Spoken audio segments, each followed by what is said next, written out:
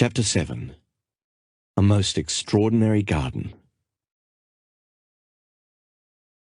Most people live, whether physically, intellectually, or morally, in a very restricted circle of their potential being. We all have reservoirs of life to draw upon, of which we do not dream. William James. In the fable, the garden is a symbol for the mind, said Julian. If you care for your mind, if you nurture it, and if you cultivate it just like a fertile, rich garden, it will blossom far beyond your expectations. But if you let the weeds take root, lasting peace of mind and deep inner harmony will always elude you. John, let me ask you a simple question. If I went into your backyard, where you have that garden you used to tell me so much about, and threw toxic waste all over your prized petunias, you wouldn't be thrilled, would you? Agreed. As a matter of fact, most good gardeners guard their gardens like proud soldiers, and make certain that no contamination ever enters. Yet look at the toxic waste that most people put in the fertile garden of their minds every single day. The worries and anxieties, the fretting about the past, the brooding over the future, and those self-created fears that wreak havoc within your inner world. In the native language of the sages of Sivana, which has existed for thousands of years, the written character for worry is strikingly similar to the character symbolizing a funeral pyre. Yogi Raman told me that this was no mere coincidence. Worry drains the mind of much of its power, and sooner or later it injures the soul. To live life to the fullest, you must stand guard at the gate of your garden and let only the very best information enter. You truly cannot afford the luxury of a negative thought, not even one. The most joyful, dynamic, and contented people of this world are no different from you or me in terms of their makeup. We are all flesh and bones. We all come from the same universal source. However, the ones who do more than just exist, the ones who fan the flames of their human potential and truly savor the magical dance of life, do different things than those whose lives are ordinary. Foremost among the things that they do is adopt a positive paradigm about their world and all that is in it. Julian added, "The sages taught me that on an average day, the average person runs about 60,000 thoughts through his mind. What really amazed me, though, was that 95% of those thoughts were the same as the ones you thought the day before." "Are you serious?" I asked. "Very.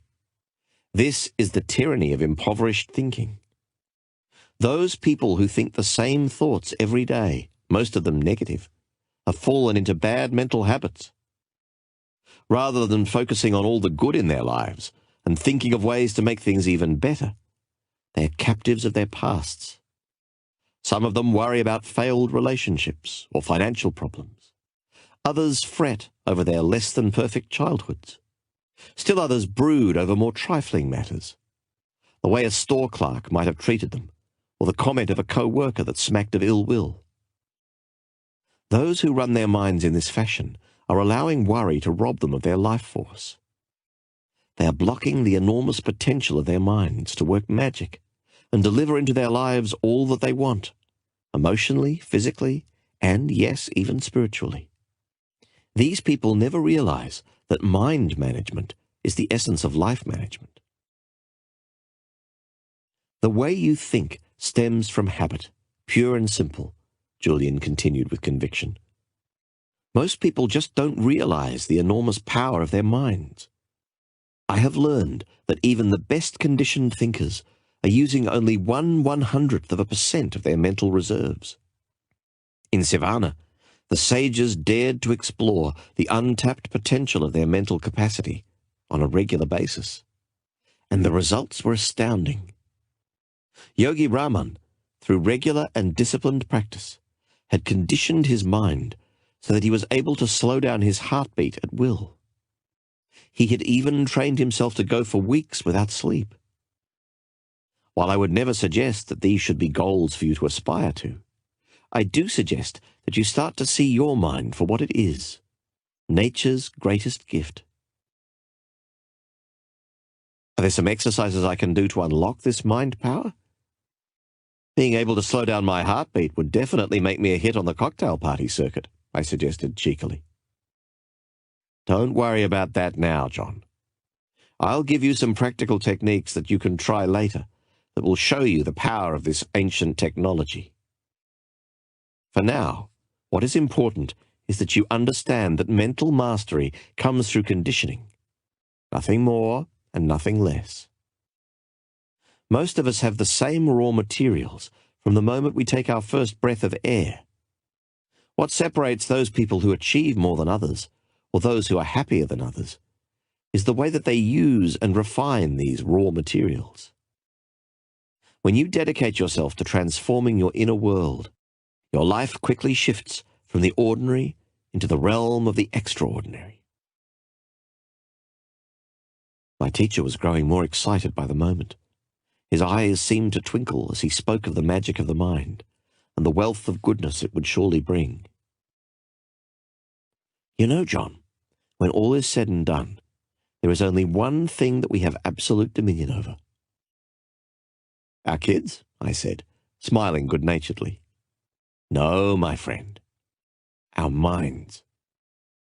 We might not be able to control the weather, or the traffic, or the moods of all those around us.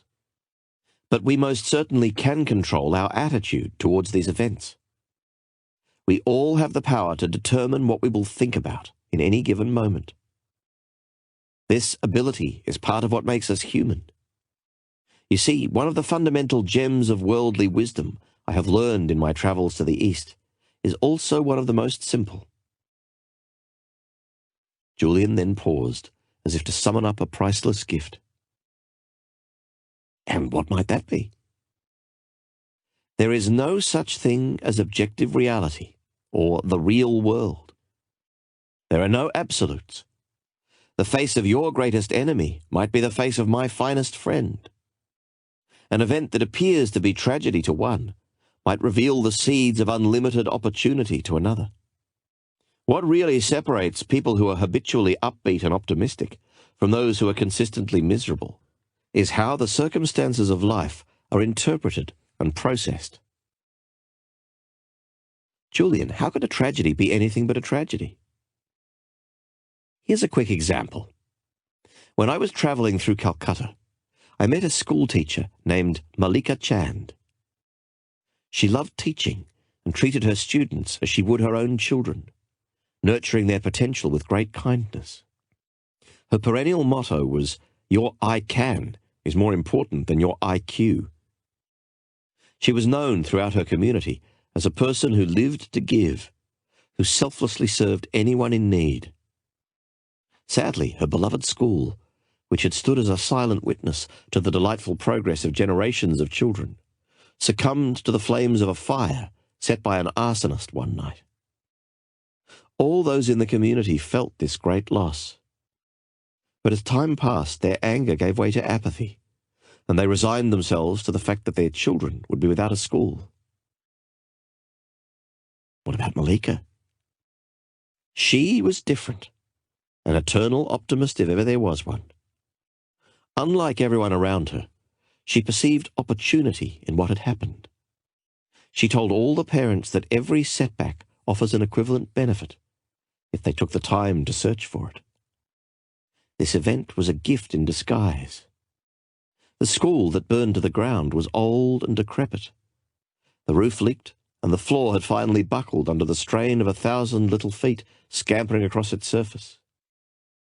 This was the chance that they had been waiting for, to join hands as a community and build a much better school, one that would serve many more children in the years to come.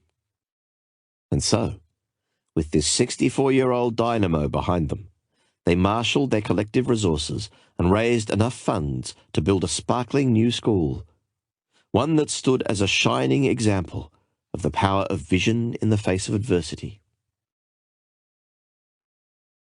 So it's like that old adage about seeing the cup as half full rather than half empty. That's a fair way to look at it. No matter what happens to you in your life, you alone have the capacity to choose your response to it.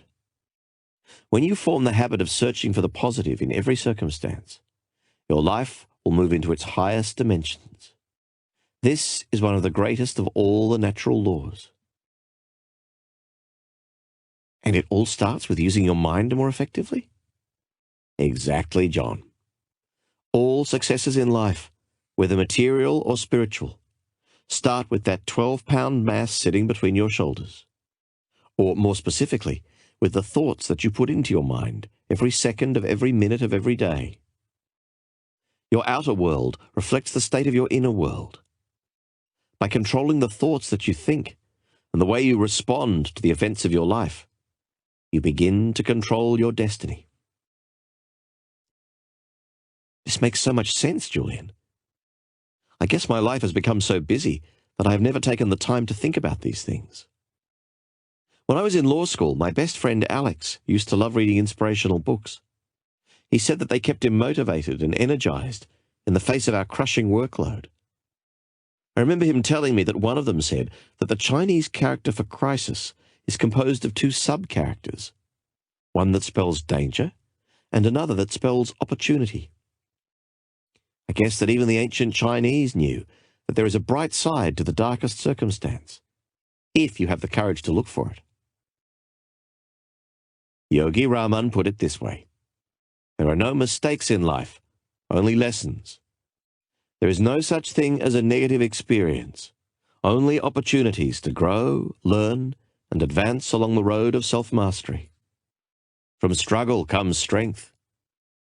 Even pain can be a wonderful teacher. Pain? I protested. Absolutely. To transcend pain, you must first experience it. Or to put it another way, how can you really know the joy of being on the summit of the mountain unless you have first visited the lowest valley? Get my point? To savor the good, one must know the bad? Yes. But I suggest that you stop judging events as either positive or negative. Rather, simply experience them. Celebrate them and learn from them. Every event offers you lessons. These little lessons fuel your inner and outer growth. Without them, you would be stuck on a plateau. Just think about it in your own life.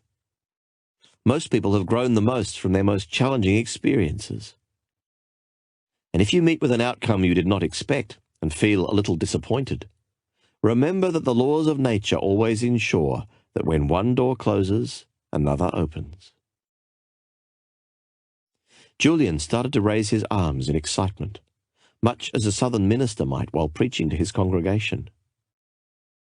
Once you consistently apply this principle to your daily life and start to condition your mind to translate every event into a positive, empowering one, you will banish worry forever.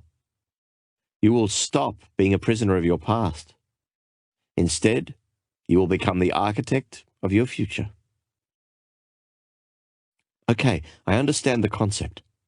Every experience, even the worst, offers me a lesson. Therefore, I should open my mind to the learning in every event. In this way, I will grow stronger and happier. What else might a humble middle-class lawyer do to improve things? First of all, begin to live out of the glory of your imagination, not your memory. Run that one by me again. All I am saying is that to liberate the potential of your mind, body, and soul, you must first expand your imagination. You see, things are always created twice. First in the workshop of the mind, and then, and only then, in reality.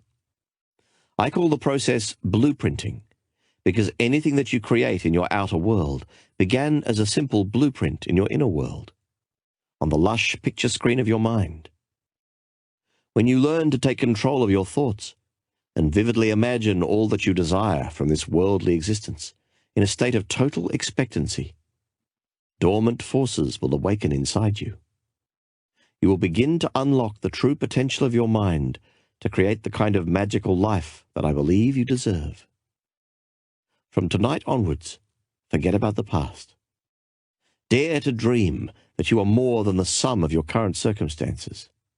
Expect the best. You will be astonished at the results. You know, John, all those years in the legal profession, I thought I knew so much. I spent years studying at the finest schools, reading all the law books I could get my hands on, and working with the best role models. Sure, I was a winner at the game of law. Yet I now realize I was losing in the game of life. I was so busy chasing the big pleasures of life that I missed out on all the little ones. I never read those great books my father used to tell me to read. I haven't built any great friendships. I've never learned to appreciate great music. Having said this, I really think I am one of the lucky ones. My heart attack was my defining moment, my personal wake-up call, if you will. Believe it or not, it gave me a second chance to live a richer, more inspired life. Like Malika Chand, I saw the seeds of opportunity in my painful experience.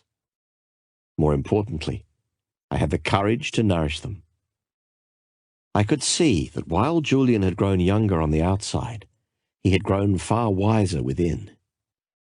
I realized that this evening was more than just a fascinating conversation with an old friend. I realized that tonight could be my own defining moment and a clear chance for a new beginning. My mind started to consider all that was wrong in my own life. Sure, I had a great family and a stable job as a well-regarded lawyer. Yet, in my quiet moments, I knew there had to be more. I had to fill that emptiness that was starting to envelop my life. When I was a kid, I dreamed such great dreams. Often I visualized myself as a sports hero or as a business tycoon. I really believed that I could do, have, and be whatever I wanted. I also remembered the way I used to feel as a young boy, growing up on the sun-splashed West Coast. Fun came in the form of simple pleasures. Fun was spending a glorious afternoon skinny dipping or riding through the woods on my bicycle. I had such a curiosity for life. I was an adventurer. There were no limits on what my future could bring. I honestly don't think I have felt that kind of freedom and joy for 15 years. What happened? Perhaps I lost sight of my dreams when I became an adult and resigned myself to acting the way adults were supposed to act. Maybe I lost sight of them when I went to law school and started talking like lawyers were supposed to talk. In any event, that evening with Julian at my side, pouring his heart out over a cup of cold tea, made me resolve to stop spending so much time making a living and to spend far more time creating a life. "Looks like I have you thinking about your life also," Julian observed. "Start thinking about your dreams for a change, just like when you were a little child. Jonas Salk said it best when he wrote, 'I have had dreams and I have had nightmares. I overcame the nightmares because of my dreams.' Dare to dust off your dreams, John. Start to revere life again and celebrate all of its wonders. Awaken yourself to the power of your own mind to make things happen. Once you do, the universe will conspire with you to work magic in your life." Julian then reached into the depths of his robe and pulled out a little card about the size of a business card, which had tears along its sides, apparently the result of many months of constant use. One day, while Yogi Raman and I were walking along a quiet mountain path, I asked him who his favorite philosopher was. He told me that he had many influences in his life, and it was difficult for him to single out any one source for his inspiration. There was one quotation, however, that he carried deep within his heart, one that encapsulated all the values he had come to cherish over a life spent in quiet contemplation. At that glorious place, deep within the middle of nowhere, this learned sage of the East shared it with me. I too etched its words into my heart. They serve as a daily reminder of all that we are and all that we can be. The words came from the great Indian philosopher Patanjali. Repeating them aloud every morning before I sit down to meditate has had a very profound influence on the course of my days. Remember, John, words are the verbal embodiment of power. Julian then showed me the card. The quotation read, "When you are inspired by some great purpose, some extraordinary project, all of your thoughts break their bonds. Your mind transcends limitations. Your consciousness expands in every direction, and you find yourself in a new, great and wonderful world. Dormant forces, faculties and talents become alive, and you discover yourself to be a greater person than you ever dreamt yourself to be." In that instant, I saw the connection between physical vitality and mental agility.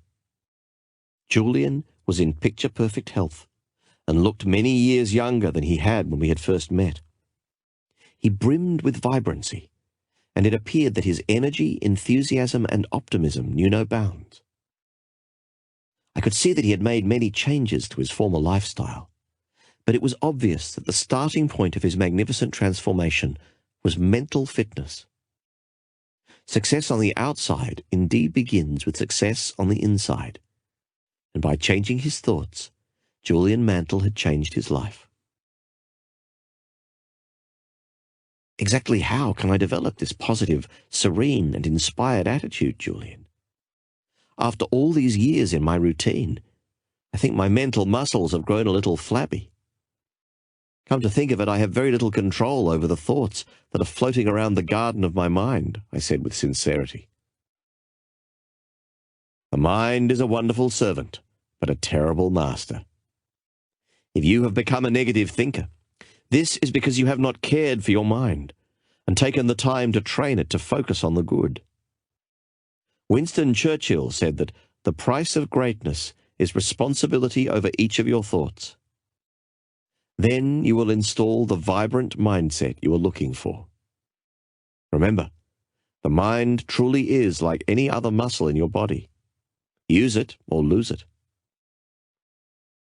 Are you saying that if I don't exercise my mind, it will grow weak? Yes. Look at it this way. If you want to strengthen the muscles of your arm to achieve more, you must train them. If you want to toughen up your leg muscles, you must first exert them. Similarly, your mind will do wonderful things for you if you will only let it. It will attract all that you desire into your life once you learn how to operate it effectively. It will create ideal health if you care for it properly. And it will return to its natural state of peacefulness and tranquility, if you have the vision to ask for it. The sages of Sivana have a very special saying: "The boundaries of your life are merely creations of the self." I don't think I understand that one, Julian. Enlightened thinkers know that their thoughts form their world, and the quality of one's life comes down to the richness of one's thoughts. If you want to live a more peaceful, meaningful life, you must think more peaceful, meaningful thoughts. Hit me with the quick fix, Julian. What do you mean? Julian asked gently, running his bronzed fingers along the front of his brilliantly textured robe.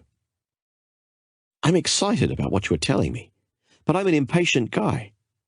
Don't you have any exercises or techniques that I can use right now, here in my own living room, to change the way I run my mind?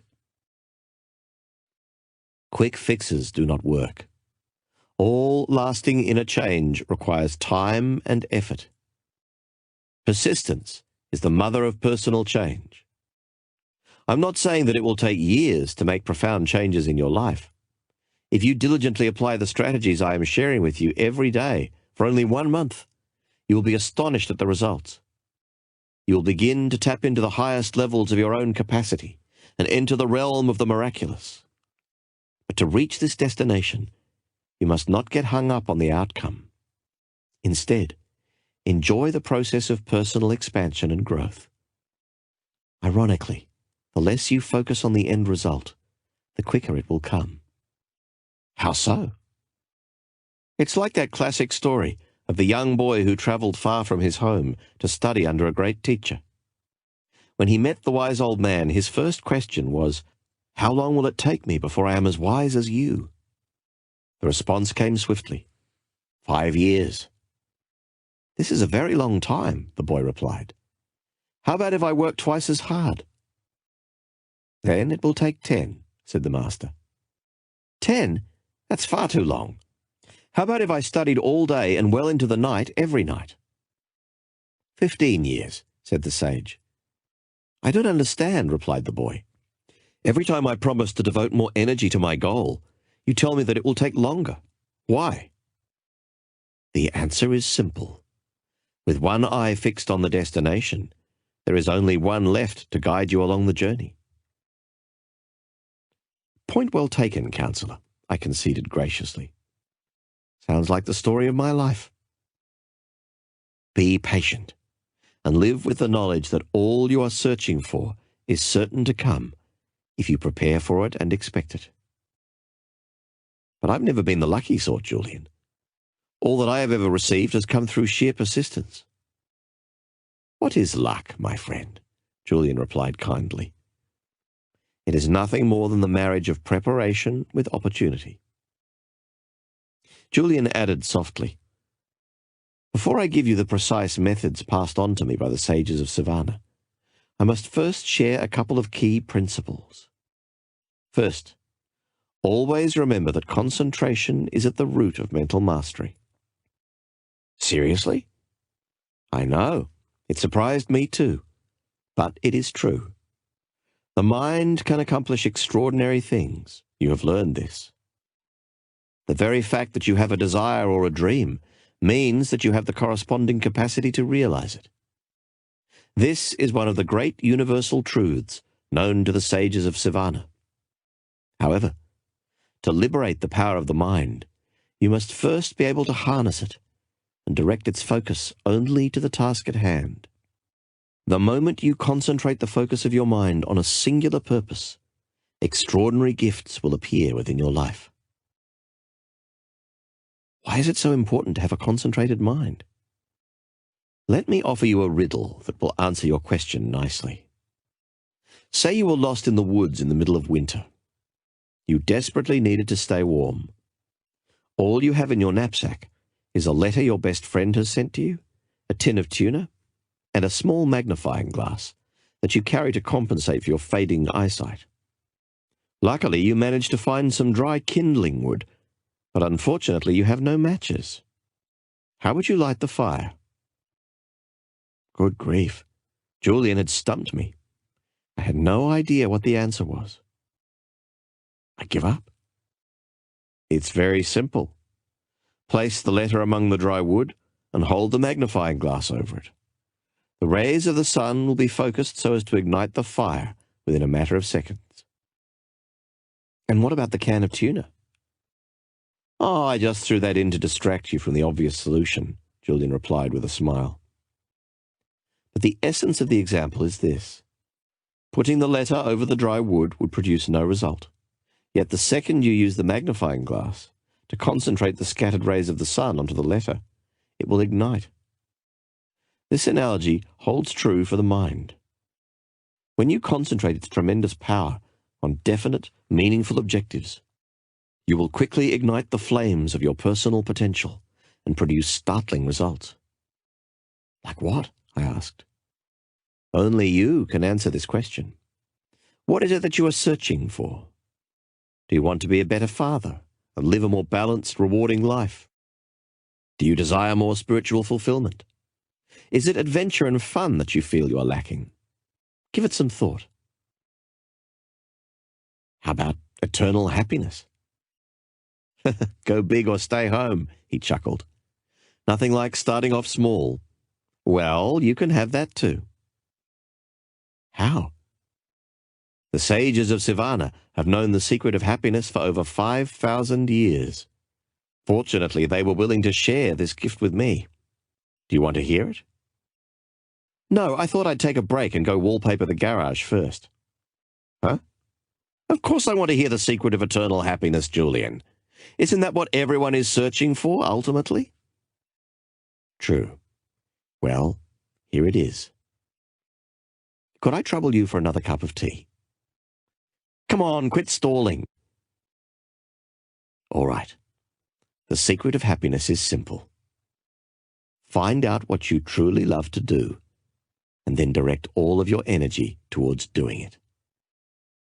If you study the happiest, healthiest, most satisfied people of our world, you will see that each and every one of them has found their passion in life, and then spent their days pursuing it. This calling is almost always one that in some way serves others. Once you are concentrating your mental power and energy on a pursuit that you love, abundance flows into your life, and all your desires are fulfilled with ease and grace. So simply figure out what turns you on and then do it. If it is a worthy pursuit, Julian replied. How do you define worthy? As I said, John, your passion must in some way improve or serve the lives of others. Viktor Frankl said it more elegantly than I ever could when he wrote, "Success, like happiness, cannot be pursued. It must ensue. And it only does so as the unintended side effect of one's personal dedication to a cause greater than oneself." Once you find out what your life's work is, your world will come alive. You will wake up every morning with a limitless reservoir of energy and enthusiasm. All your thoughts will be focused on your definite objective. You won't have time to waste time. Valuable mental power will not, therefore, be wasted on trivial thoughts. You will automatically erase the worry habit and become far more effective and productive. Interestingly, you will also have a deep sense of inner harmony, as if you are somehow being guided to realize your mission.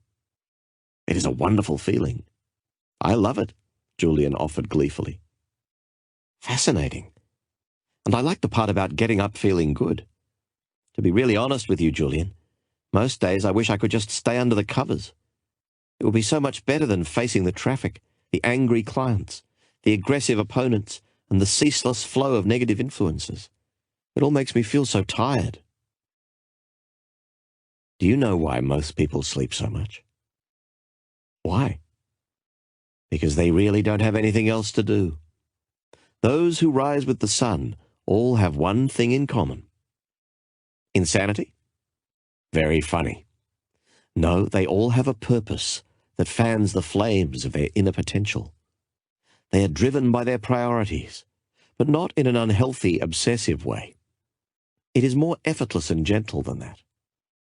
And given their enthusiasm and love for what they are doing in their lives, such people live in the moment.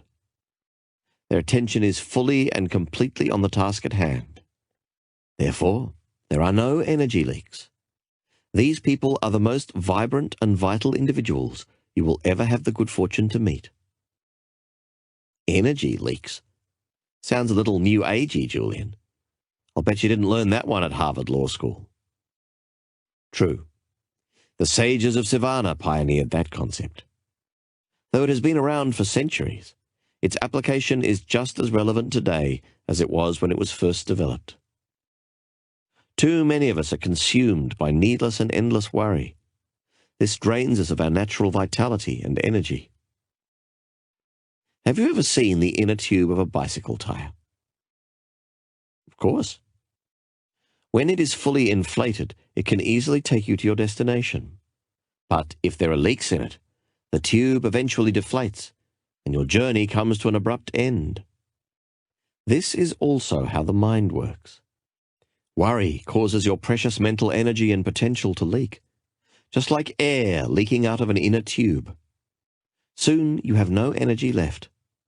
All your creativity, optimism, and motivation has been drained, leaving you exhausted. I know the feeling. I often spend my days in the chaos of crisis. I have to be everywhere at once, and I can't seem to please everyone.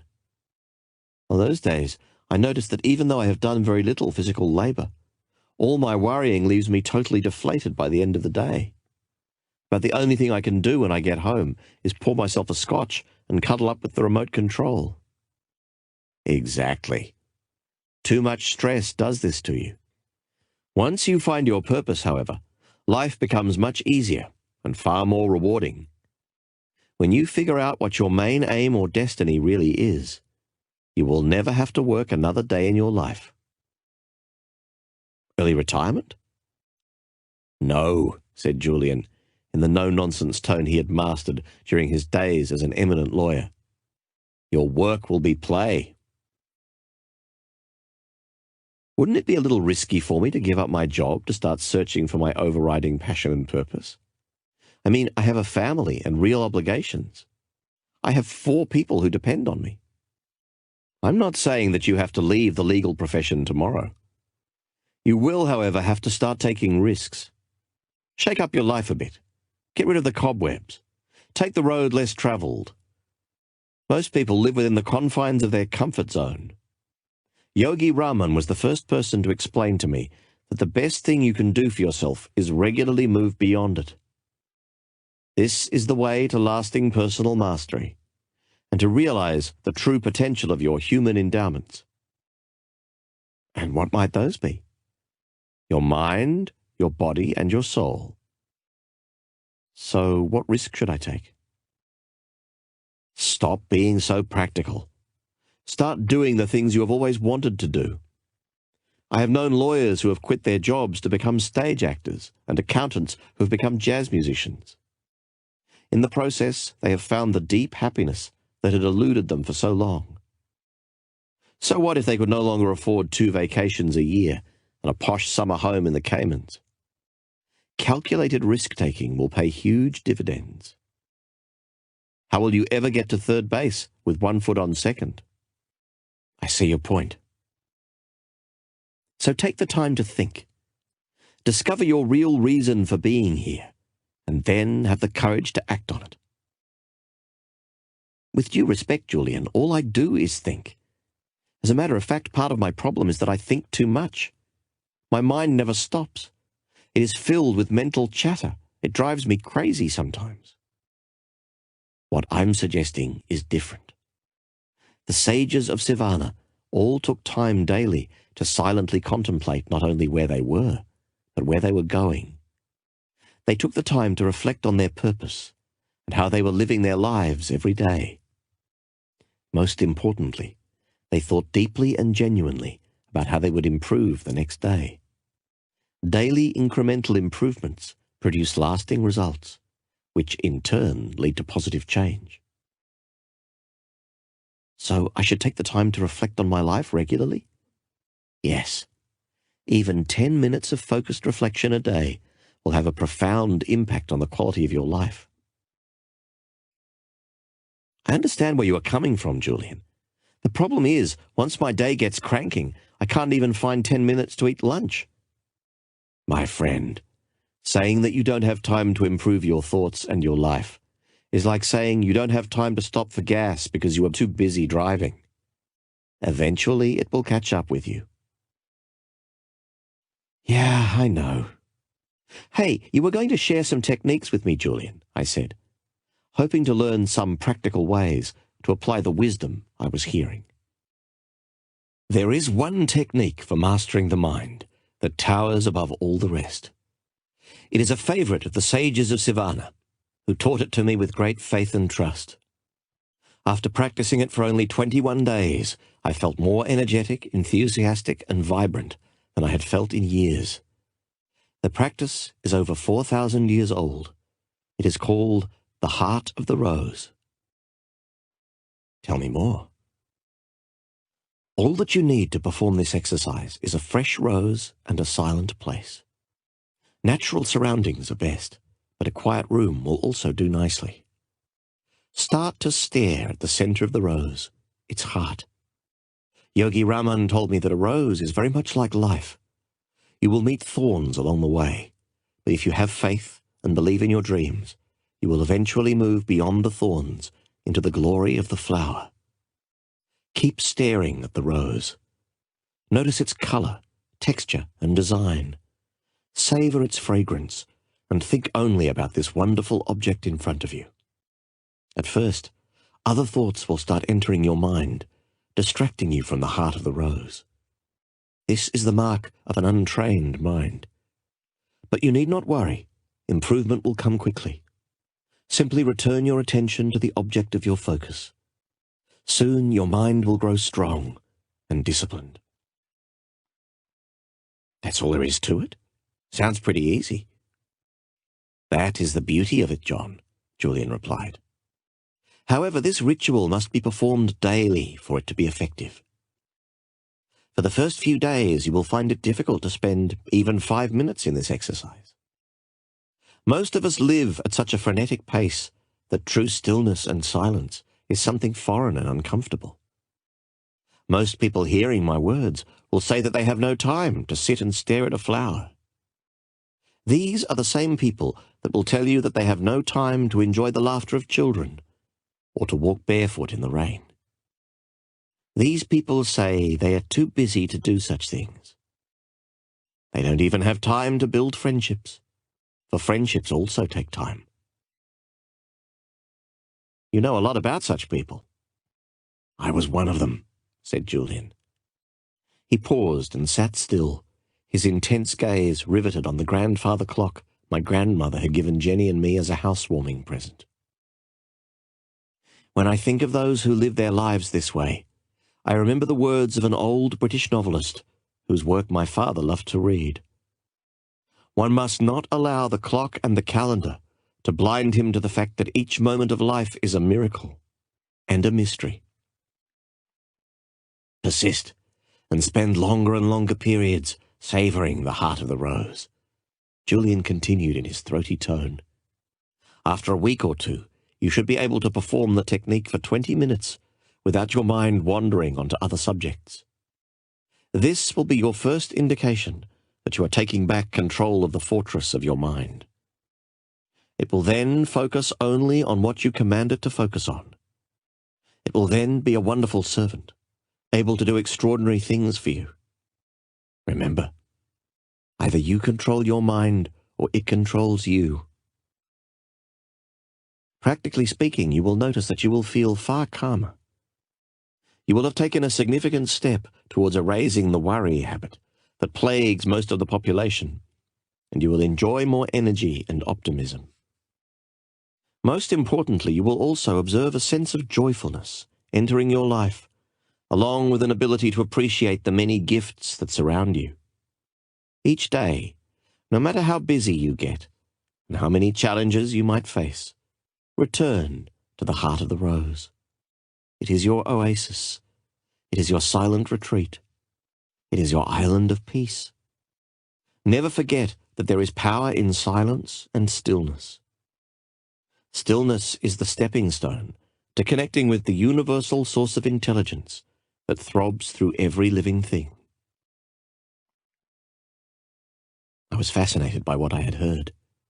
Could it really be possible to profoundly improve the quality of my life with such a simple strategy? There must be more to the dramatic changes I see in you than the heart of the rose, I wondered aloud. Yes, this is true. In fact, my transformation came about as a result of using a number of highly effective strategies in concert. Don't worry, they are all just as simple as the exercise I have just shared with you, and equally as powerful. The key for you, John, is to open your mind to your potential for living a life rich with possibilities. Julian, ever the fountain of knowledge, continued to reveal what he had learned in Sivana. Another particularly good technique for ridding the mind of worry and other negative life-draining influences is based on what Yogi Raman called opposition thinking.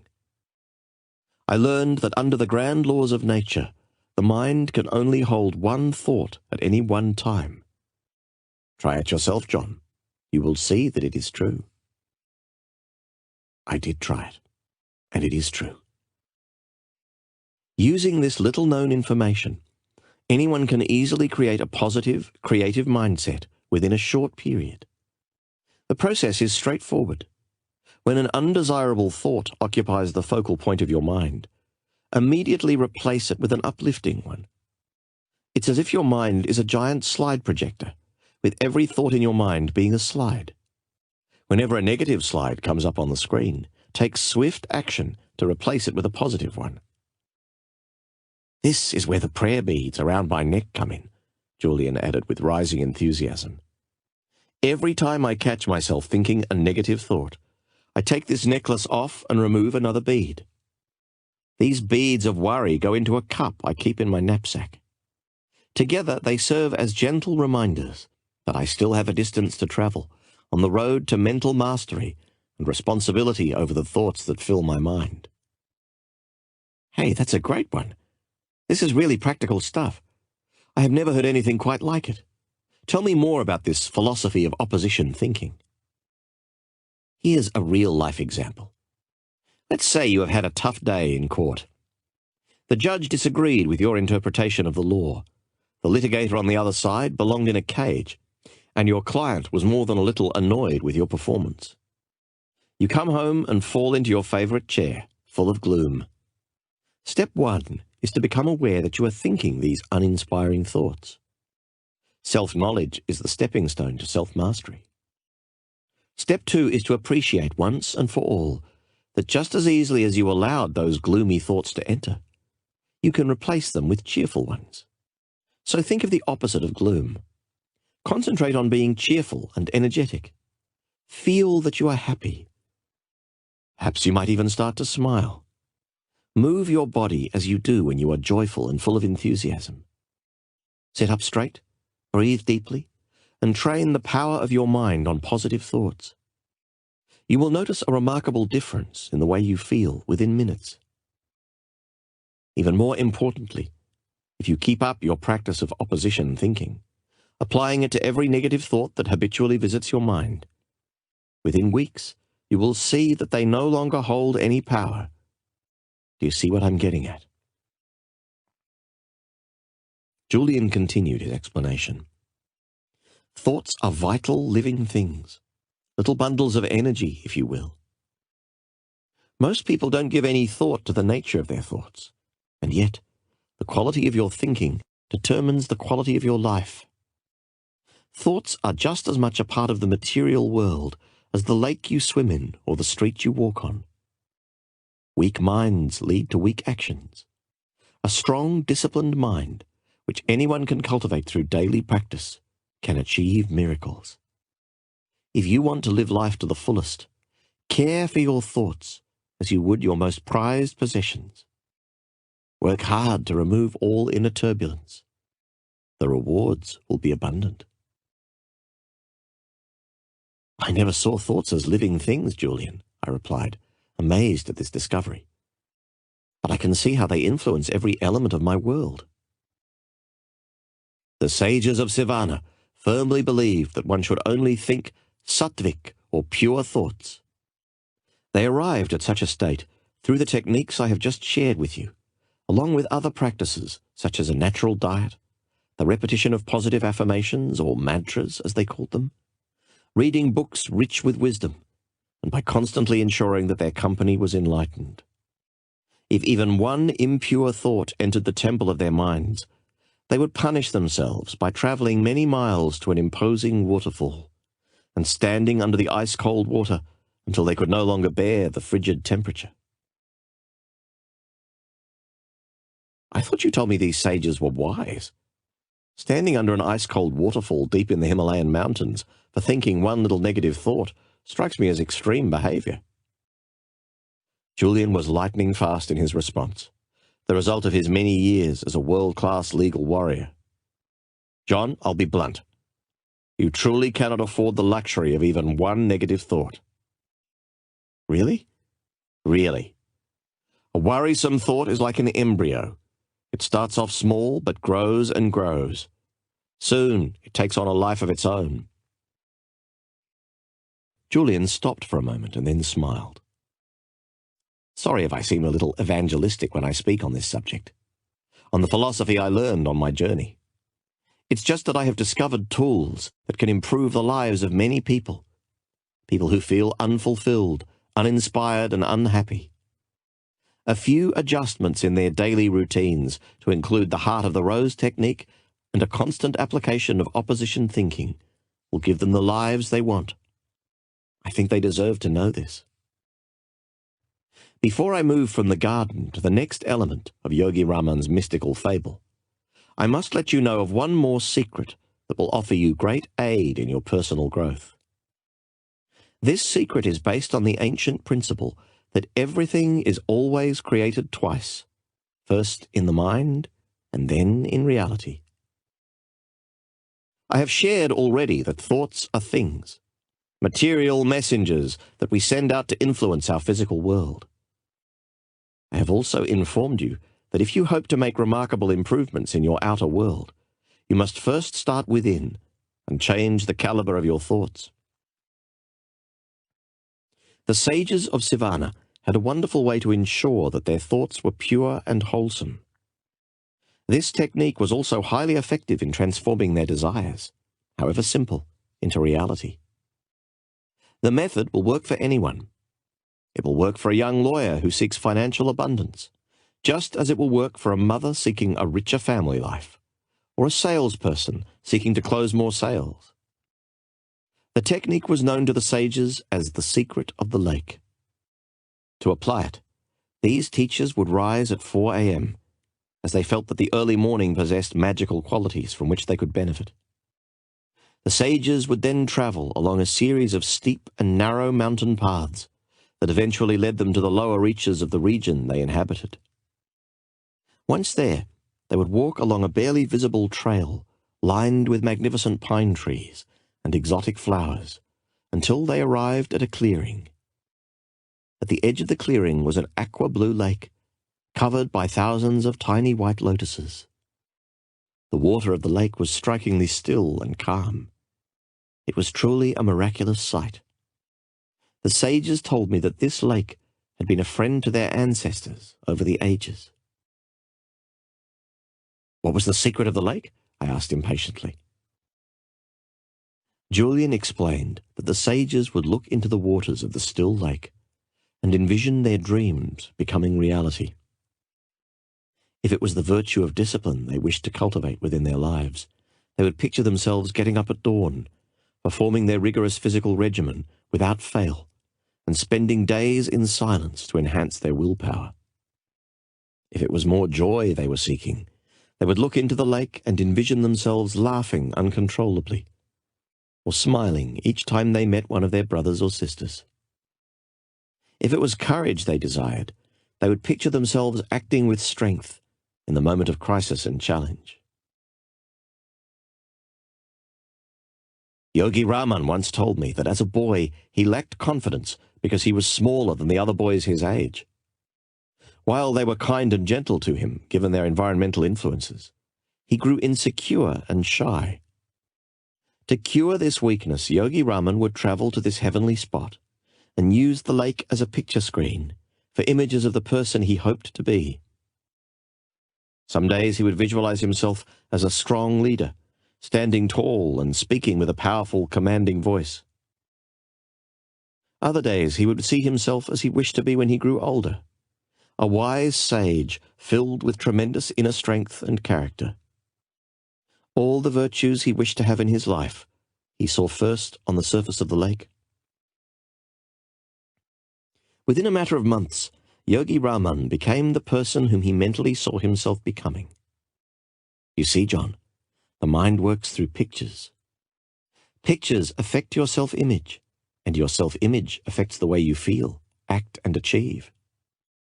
If your self-image tells you that you are too young to be a successful lawyer, or too old to change your habits for the better, you will never achieve these goals. If your self-image tells you that lives rich with purpose, excellent health and happiness are only for people from backgrounds other than your own, this prophecy will ultimately become your reality. But when you run inspiring, imaginative pictures through the movie screen of your mind, wonderful things start to happen in your life. Einstein said that imagination is more important than knowledge. You must spend some time every day, even if it is just a few minutes, in the practice of creative envisioning. See yourself as you want to be, whether this means serving as a great judge, a great father, or a great citizen of your community. Do I have to find a special lake to apply the secret of the lake? I asked innocently. No. The secret of the lake was simply the sage's name for the ageless technique of using positive images to influence the mind. You can practice this method in your own living room, or even at the office if you really want to. Shut your door, hold all calls, and close your eyes. Then take a few deep breaths. You will notice that after 2 or 3 minutes you will start to feel relaxed. Next, visualize mental pictures of all that you want to be, to have, and to attain in your life. If you want to be the world's best father, envision yourself laughing and playing with your kids, responding to their questions with an open heart. Picture yourself acting gracefully and lovingly in a tense situation. Mentally rehearse the way you will govern your actions when a similar scene unfolds on the canvas of reality. The magic of visualization can be applied to so many situations. You can use it to be more effective in court, to enhance your relationships, and to develop yourself spiritually. Consistent use of this method will also bring you financial rewards and an abundance of material gain, if this is important to you. Understand once and for all that your mind has magnetic power to attract all that you desire into your life. If there is a lack in your life, it is because there is a lack in your thoughts. Hold wonderful pictures in your mind's eye. Even one negative image is poisonous to your mindset. Once you start to experience the joy this ancient technique brings, you will realize the infinite potential of your mind and begin to liberate the storehouse of ability and energy that currently sleeps within you. It was as if Julian was speaking a foreign tongue. I had never heard anyone speak of the magnetic power of the mind to attract spiritual and material abundance. Nor had I ever heard anyone speak of the power of imaging and its profound effects on every aspect of one's world. Yet, deep inside, I had faith in what Julian was saying. This was a man whose judgment and intellectual abilities were impeccable. This was a man who was internationally respected for his legal acumen. This was a man who had walked down the path I was now journeying along.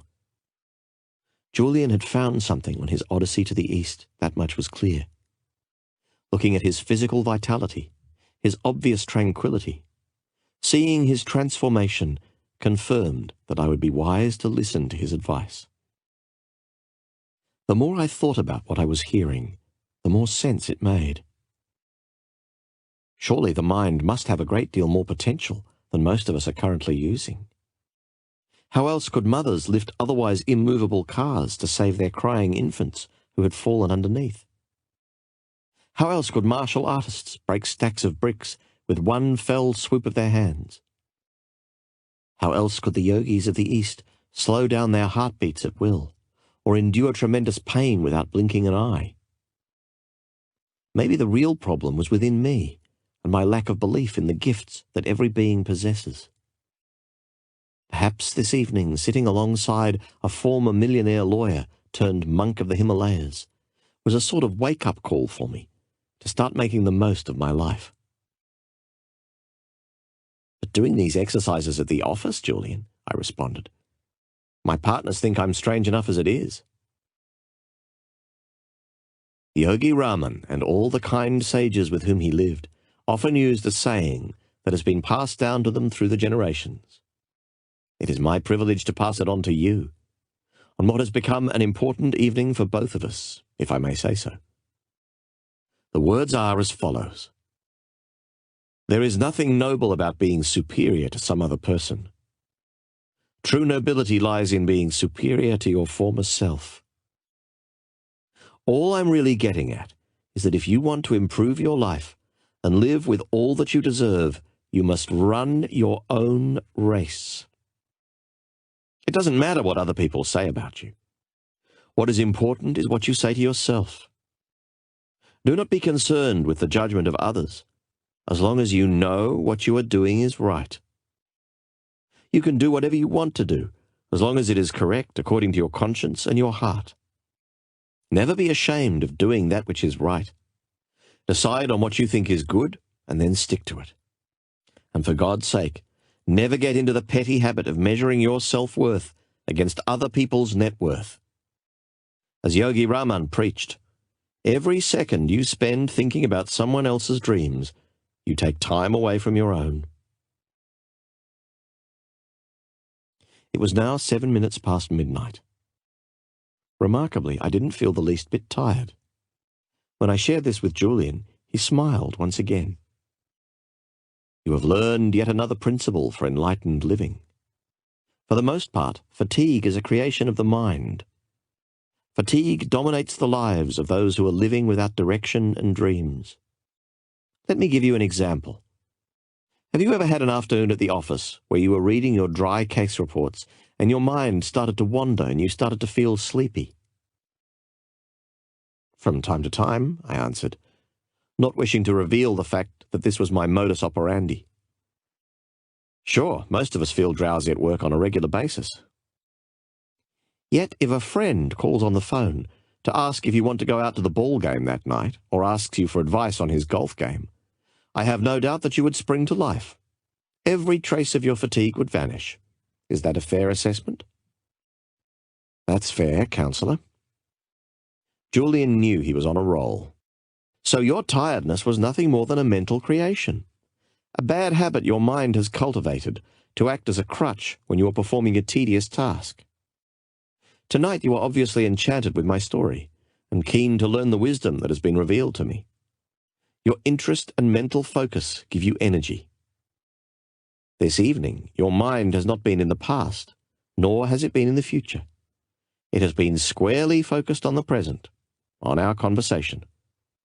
When you consistently direct your mind to live in the present, you will always have boundless energy, no matter what time the clock reflects. I nodded my head in agreement. Julian's wisdom seemed so obvious, and yet so much of it had never occurred to me. I guess common sense is not always so common. I thought about what my father used to tell me when I was growing up. Only those who seek shall find.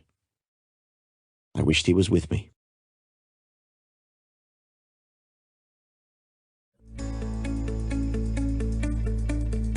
Chapter 7. Action Summary. Julian's Wisdom in a Nutshell. The symbol, the magnificent garden. The virtue, master your mind. The wisdom, cultivate your mind. It will blossom beyond your expectations. The quality of your life is determined by the quality of your thoughts. There are no mistakes, only lessons. See setbacks as opportunities for personal expansion and spiritual growth. The techniques. The heart of the rose. Opposition thinking. The secret of the lake. Quotable quote. The secret of happiness is simple. Find out what you truly love to do, and then direct all of your energy towards doing it. Once you do this, abundance flows into your life, and all your desires are filled with ease and grace. The monk who sold his Ferrari.